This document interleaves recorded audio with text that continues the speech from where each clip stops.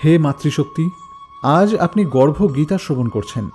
এটা কোনো সাধারণ বই নয়, বরং একটা পবিত্র উপদেশ, যা গর্ভবতী মা এবং গর্ভস্থ শিশু দুজনকেই শান্তি, জ্ঞান আর পবিত্রতা প্রদান করে। মা হওয়া শুধু একটা জৈবিক প্রক্রিয়া নয়, এটা একটা মহান সাধনা। নমস্কার শ্রোতা বন্ধুরা, অমৃতধারা মোটিভেশন চ্যানেলের আরও একটি নতুন ভিডিওতে আপনাদের সকলকে স্বাগত। আশা করি সকলে ভালো আছেন। যখন একজন নারী তার নিজের ভিতরে একটি নতুন জীবন ধারণ করে, তখন সে শুধু মাই থাকে না, বরং নিজেই পৃথিবী মায়ের রূপ ধারণ করে। গর্ভে পালিত হওয়া শিশুটি মায়ের চিন্তা, অনুভূতি আর সংস্কারের দ্বারা প্রভাবিত হয়, আর এগুলো নিয়েই সে বড় হতে থাকে। একটি বীজ যেমন মাটি, জল, রোদ পায়, সেই অনুযায়ী গাছের জন্ম দেয়। অর্থাৎ যদি অনুকূল আবহাওয়া পায়, তাহলে বীজটি একটি বৃক্ষের জন্ম দেয়, আর আবহাওয়া প্রতিকূল হলে সেই একই বীজ বৃক্ষের জন্ম দিতে পারে না। ঠিক একই রকমভাবে গর্ভে থাকা শিশুও মায়ের আচরণ আর পরিবেশ থেকে প্রভাবিত হয়। তাই বলা হয়, গর্ভাবস্থায় মায়ের প্রতিটি ভাবনা, প্রতিটি শব্দ আর প্রতিটি কাজ সরাসরি শিশুর আত্মার উপর প্রভাব ফেলে। তাই মাতৃত্বের বার্তা হলো, হে মাতা, মনে রেখো, তোমার হৃদয়ে যত ভাবনা আছে সেগুলোই তোমার শিশুর ভবিষ্যৎ গড়ে তুলবে। যদি তোমার মনে শান্তি, ভালোবাসা আর ভক্তি থাকে, তাহলে শিশুও শান্ত, ভালোবাসাময় আর ভক্তিপূর্ণ হবে। আর যদি তোমার মনে চিন্তা, ভয় আর রাগ থাকে, তাহলে শিশুও সেই সব গুণ ধারণ করবে। এই জন্য গর্ভাবস্থায় ভক্তি সহকারে ভগবানের নাম সংকীর্তন শোনা, ভক্তিগীতি গাওয়া এবং গীতা পাঠ করা খুবই জরুরি। এর সাথে সবসময় ইতিবাচক চিন্তাভাবনা করতে হবে। আত্মার সত্য হলো মা। বুঝে নাও, তোমার গর্ভে যে জীবন বেড়ে উঠছে, সেটা শুধু শরীর না, সেটা একটা আত্মা, যেটা অনাদিকাল ধরে ভ্রমণ করছে। জন্ম আর মৃত্যু কেবল একটি পরিবর্তন মাত্র। আত্মা কখনো মরে না, সে শুধু পুরনো শরীর ছেড়ে নতুন শরীরে প্রবেশ করে। ভগবান শ্রীকৃষ্ণ গীতায় বলেছেন, আত্মা না কখনো জন্ম নেয় আর না কখনো মারা যায়। সে চিরন্তন, সে শাশ্বত, সে অমর। তাই মনে রেখো, তোমার গর্ভে বেড়ে ওঠা শিশুটি শুধু তোমার সন্তান নয়, সে একটা দিব্য আত্মা, যা তোমার আঁচলে সুরক্ষা আর সংস্কার পেতে এসেছে। মায়ের ভাবনা আর সন্তানের ভবিষ্যৎ একে অপরের সঙ্গে জড়িত। হে মাতা, গর্ভাবস্থায় তোমার চিন্তা ঠিক যেন একটি বীজের মতো। যদি তুমি ভক্তি সহকারে ভগবানের নাম সংকীর্তন করো, মন্ত্র জপ করো এবং গীতা পাঠ করো, তাহলে এই সব কিছুই তোমার সন্তানের সংস্কারে মিলিত হবে। মহাভারতে একটা গল্প আছে, যেখানে বলা হয়, অভিমন্যু গর্ভে থাকতেই চক্রবুর্জ ভেদ করার বিদ্যা শুনেছিল। অর্থাৎ গর্ভেই শিশু সব কিছু শ্রবণ করে এবং সেটা গ্রহণ করে। এজন্য বলা হয়, শিক্ষা গর্ভ থেকেই আরম্ভ হয়। তাই গর্ভাবস্থায় একটি ইতিবাচক জীবনধারা পালন করো। তাই সকল গর্ভবতী মায়েদের কাছে আমার বিনীত নিবেদন, গর্ভধারণের সময় আপনারা এই বিশেষ কাজগুলি অবশ্যই করার চেষ্টা করুন। যেমন সকালে তাড়াতাড়ি উঠে ভগবানের কথা ভাবুন, ওম মন্ত্র জপ করুন, মিষ্টি সুরের গান বা মন্ত্রপাঠ শ্রবণ করুন, গীতা ও পুরাণ পাঠ করুন বা শ্রবণ করুন। দিনের কিছুটা সময় সবুজ প্রকৃতির মাঝে কাটান, এতে আপনার মনে নেগেটিভ চিন্তা আসবে না।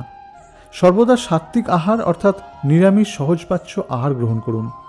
মনকেই সর্বদা রাগ, চিন্তা এবং ভয় থেকে মুক্ত রাখুন। মনে রাখবেন, এই সবের প্রভাব শুধু আপনার শরীরে নয়, বরং গর্ভের সন্তানের আত্মা ও মনের ওপরেও পড়ে। ভগবান শ্রীকৃষ্ণ বলেছেন, হে মাতা, তোমার হৃদয়ই তোমার শিশুর প্রথম বিদ্যালয়, তোমার ভাবনাগুলোই ওর প্রথম শিক্ষক, আর তোমার সংস্কারই তার প্রথম শিক্ষা। তাই আপনার মন সর্বদা পরিষ্কার রাখুন, সকলের কাছে মিষ্টভাষী হন, আর সকলের সাথে মধুর ব্যবহার করুন। তাহলে আসুন, আজ আমরা সকলে মিলে এই মুহূর্তে ঈশ্বরের কাছে প্রার্থনা করি। হে প্রভু, সকল মা আর সন্তানকে তুমি সুস্থ রাখো, তাদের জীবনে শান্তি, ভালোবাসা আর ভক্তি প্রবাহিত করো, আর এই গর্ভগীতা শ্রবণকারী সকলকে দিব্যতা প্রদান করো। গর্ভাবস্থা শুধু শারীরিক পরিবর্তনের সময় নয়, এই সময় আত্মা আর মনকে সংস্কার করার সুবর্ণ সুযোগ। শাস্ত্রে বলা হয়েছে, একজন কুমোর তার নিপুণ হাতের দ্বারা মাটির তালকে যেভাবে মাটির হাঁড়ি বা কলসিতে রূপান্তরিত করে, ঠিক একইভাবে গর্ভবতী মায়ের চিন্তা আর তার কর্ম তার নিজের সন্তানের ব্যক্তিত্ব গড়ে তোলে। হে মাতা, গর্ভাবস্থায় তোমার আচরণে সাবধান হও। তোমার প্রতিটি ছোট বড় কাজ তোমার সন্তানের ওপর প্রভাব ফেলে। কথা সবসময় মিষ্টি বলো, তিক্ত আর কঠোর শব্দ সন্তানের মনের ওপর নেতিবাচক প্রভাব ফেলে। ভাবনা সবসময় শুভ আর ইতিবাচক রাখো। প্রতিদিন নিজেকে বলো, আমার সন্তান সুস্থ, আমার সন্তান পবিত্র আর ঈশ্বরের করুণা দ্বারা পূর্ণ। সাত্ত্বিক খাবার গ্রহণ করো। তাজা ফল, দুধ, ঘি, সবজি, বাদাম আর হালকা খাবার সব থেকে ভালো। আমিষ খাবার, মদ্যপান আর উচ্ছৃঙ্খল জীবনযাপন থেকে দূরে থাকো। সবসময় প্রিয় মানুষদের সংস্পর্শে থাকো। আধ্যাত্মিক কর্মে লিপ্ত থাকো। ধর্মগ্রন্থ পাঠ বা শ্রবণ করো, কারণ এই সব কিছুই গর্ভে থাকা সন্তানের উপর গভীর প্রভাব ফেলে। এর সাথে বাড়ির পরিবেশ শান্তি আর আনন্দে ভরে থাকা দরকার। ঝগড়া, চেঁচামেচি আর নেতিবাচকতা থেকে দূরে থাকো। মহাভারতে অভিমন্যুর কাহিনী আমরা কম বেশি সকলেই জানি। অর্জুনের স্ত্রী সুভদ্রা গর্ভবতী ছিলেন। একদিন অর্জুন সুভদ্রাকে চক্রবুর্জ ভেদ করার কৌশল শেখাচ্ছিলেন। গর্ভে থাকা অভিমন্যু সব কথা মনোযোগ দিয়ে শুনছিল। যখন অর্জুন বললেন চক্রব্যূহে কিভাবে ঢুকতে হয়, অভিমন্যু শুনছিল। কিন্তু যখনই অর্জুন চক্রবুর্জ থেকে বের হওয়ার উপায় বলতে যাচ্ছিলেন, তখনই সুভদ্রা ঘুমিয়ে পড়েন। তাই তিনি চক্রবুর্জ থেকে বের হওয়ার উপায় শুনলেন না। ফলস্বরূপ অভিমন্যু শুধু চক্রবুর্জে প্রবেশ করার উপায় শিখেছিল, বের হওয়ার উপায় সে জানত না। এই গল্প আমাদের শেখায় গর্ভে থাকা শিশুটি সব কিছু শোনে এবং শেখে। তাই মায়েদের উচিত সবসময় ভালো গল্প, কীর্তন এবং শাস্ত্র শ্রবণ করা। শ্রীকৃষ্ণের উপদেশ, হে মাতা, গর্ভধারণ শুধু একটা শারীরিক প্রক্রিয়া নয়, এটা ঈশ্বরের দেওয়া একটা আশীর্বাদ। এই সুযোগের সঠিক ব্যবহার করো।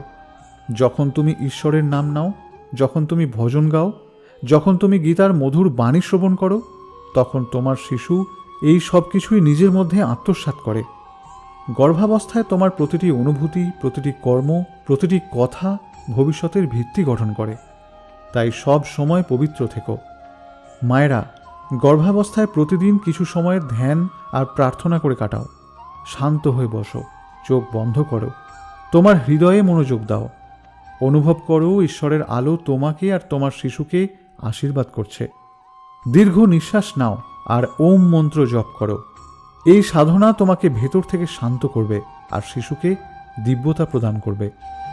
হে মাতা, মনে রেখো, তোমার গর্ভে পালিত হওয়া এই শিশুটি কেবল তোমার নয়, বরং সমাজ আর দেশের ভবিষ্যৎ। তোমার সংস্কারই ভবিষ্যতের পথ নির্দেশ করবে। যেমন একটি ছোট্ট বীজের মধ্যে বৃক্ষ লুকিয়ে থাকে, তেমনি মায়ের গর্ভে ভবিষ্যতের প্রজন্ম লুকিয়ে থাকে। যদি বীজটি মনোরম পরিবেশ, সঠিক জল আর রোদ পায়, তবে সেটা বড় গাছে পরিণত হয়। ঠিক তেমনি গর্ভাবস্থায় সঠিক সংস্কার পেলে সেই ছোট্ট শিশুটি একদিন মহান ব্যক্তিত্বে পরিণত হয়। তাই ভিডিওর শেষ পর্যায়ে এসে এই প্রার্থনাই করি, হে প্রভু, এই মায়েদের শক্তি দাও যেন সে পবিত্রতা আর ভক্তিতে জীবন কাটায়। তার গর্ভস্থ শিশুকে দিব্য জ্ঞান, শান্তি আর সুস্থতা প্রদান করো। আর যারা এই গর্ভগীতা শ্রবণ করছে, তার জীবন সুখ এবং সমৃদ্ধিতে ভরিয়ে দাও। প্রিয় শ্রোতা বন্ধুরা, এতক্ষণ পর্যন্ত ভিডিওটি শ্রবণ করার জন্য আপনাকে ধন্যবাদ। আশা করি এই ভিডিওটি আপনাদের ভালো লেগেছে। ভিডিওটি ভালো লাগলে একটি লাইক করবেন, পারলে আপনার আপনজনের সাথে ভিডিওটি শেয়ার করবেন এবং আমাদের পাশে থাকতে চ্যানেলটি অবশ্যই সাবস্ক্রাইব করবেন। সকলে ভালো থাকবেন, সুস্থ থাকবেন। নমস্কার।